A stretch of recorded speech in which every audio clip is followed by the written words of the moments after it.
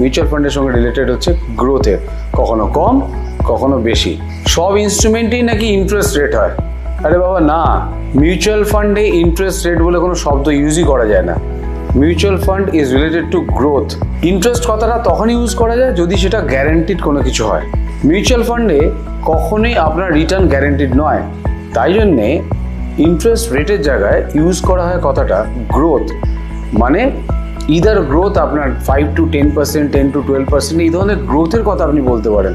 ব্যাংকের ক্ষেত্রে interest rate বলতে পারি PF, PPF, post office, bond, এই ধরনের ইনস্ট্রুমেন্টগুলোকে আমরা রিলেট করতে পারি ইন্টারেস্টের সঙ্গে। বাট মিউচুয়াল ফান্ডে কখনোই ইন্টারেস্ট রেট বলা যায় না। মিউচুয়াল ফান্ডের সঙ্গে রিলেটেড হচ্ছে গ্রোথের, কখনো কম কখনো বেশি। অতএব আগামী দিনে কখনোই মিউচুয়াল ফান্ডের ক্ষেত্রে ইন্টারেস্ট রেট কথাটা ইউজ করবেন না। আমি অনেক ফাইন্যান্সিয়াল অ্যাডভাইজারের মুখ থেকেও সেটা শুনেছি, which is not correct at all. ভালো থাকবেন।